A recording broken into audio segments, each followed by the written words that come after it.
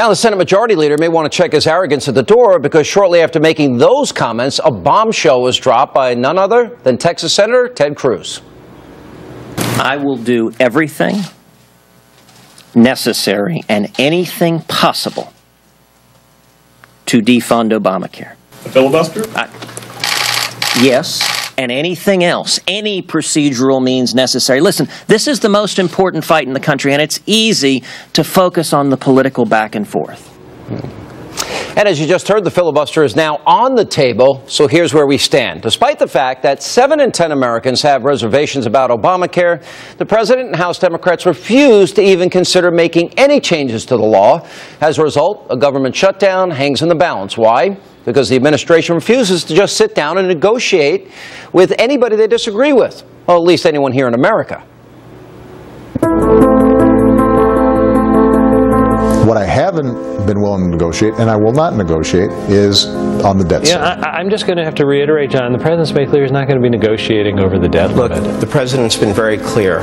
He's not negotiating on the debt limit. What I will not do is to have that negotiation. Let me reiterate what our position is, and it is unequivocal. We will not negotiate with Republicans in Congress.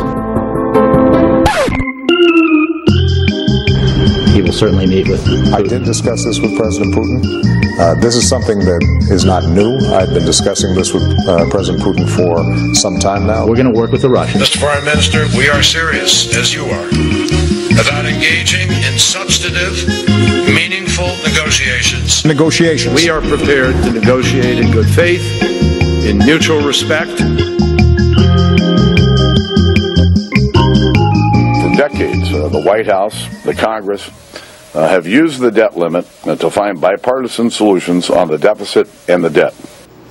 All right, joining me now with reaction to that very powerful video and much more, author of Suicide of a Superpower, Patrick J. Buchanan, Fox News political analyst, Kirsten Powers. So, Kirsten, the president won't negotiate with the Republicans, but if you're Vladimir Putin and you threaten to shoot down missiles to defend Syria and you threaten to arm Iran with missile shield, I guess they're going to suck up and bow at your feet and kiss your feet. Yeah, I don't think anybody's bowing at anybody's feet or kissing any feet, but I think the fact that the president will talk to these other people and can't work with the Republicans actually reflects more badly on the Republicans than on the president, because they are the ones who are completely impossible. You are one of the people who are leading them down this crazy little path of trying to defund Obamacare.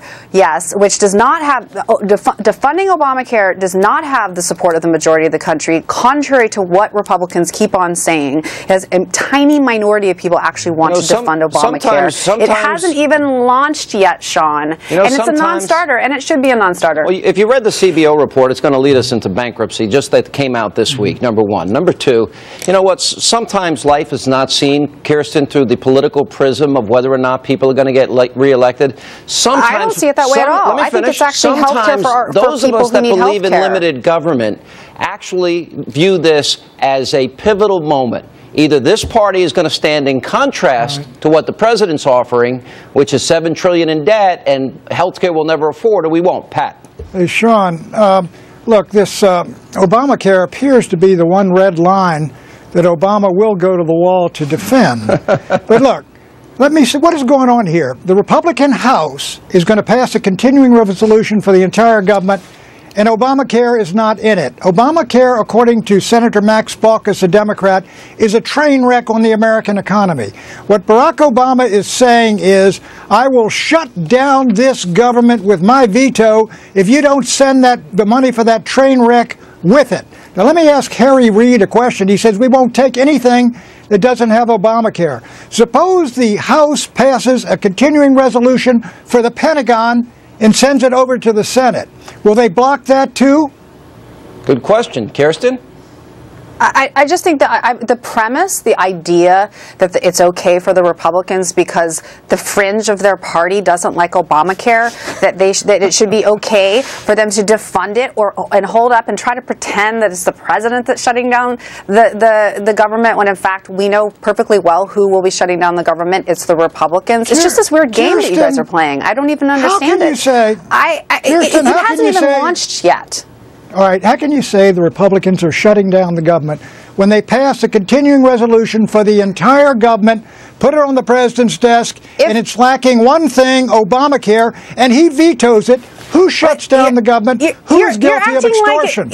Answer that question. Kirsten, answer that question. That's the key question. Because you're making it, I'm trying to answer it. You're acting like Obamacare is like it's lacking funding to water the White House lawn. I mean, it's the signature achievement of the president's. And look, if they'll leave Obamacare in, everything's fine. I mean, we can turn that around very easily. Why is Ted Cruz going to filibuster if we don't defund Obamacare? Well, let me ask you this. All right, let me ask you this. Look, there are components of Obamacare that have universal support, or very wide support, majority support.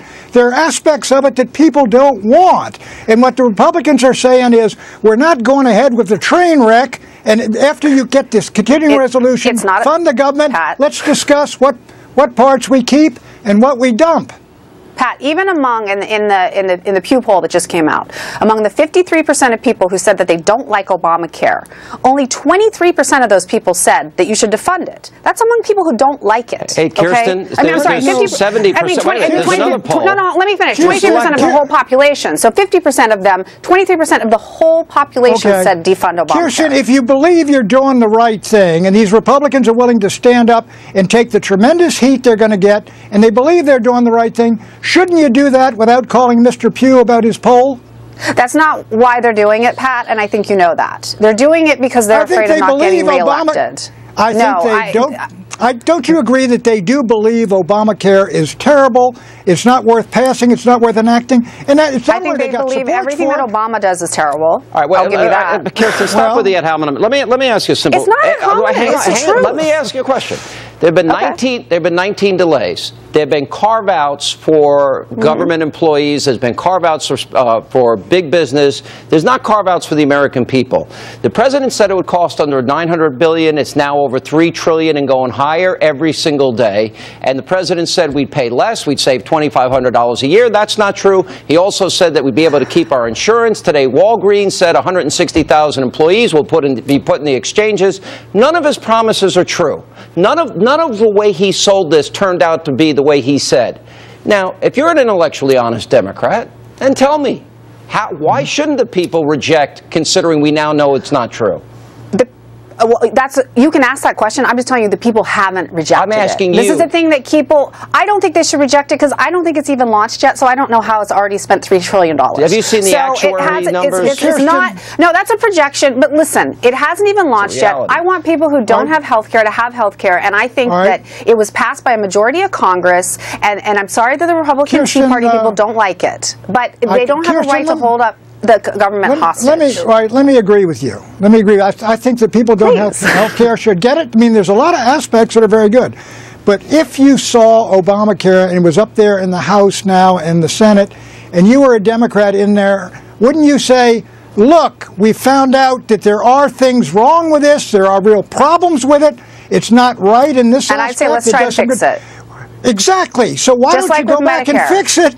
Why don't you go back and fix it rather than impose it on the country? Well, I think that's what the president's been trying to do. I think but the point is, like, you can't, look, when we go back and look at Medicare, there were all sorts of problems with implementation. So I'm not willing to just throw this out now and say it hasn't worked because we haven't even tried it. We haven't even tried it. Well, there have been delays. But you seem to be afraid that if it was put to a vote today in the Democratic Senate, Republican House, it could not win. And if it couldn't win, it doesn't need to win again. It's already passed. It couldn't win the majority. I don't understand why it now has to be passed again. It couldn't win the first time, which is why Scott Brown was elected to be the 41st vote, and when he got elected, they went the back door through reconciliation. It passed Congress, through reconciliation, which is not the way you pass major legislation, Kirsten. That's one-on-one. Kirsten, let's take another look, Kirsten. All right, I agree with Pat. Thank you.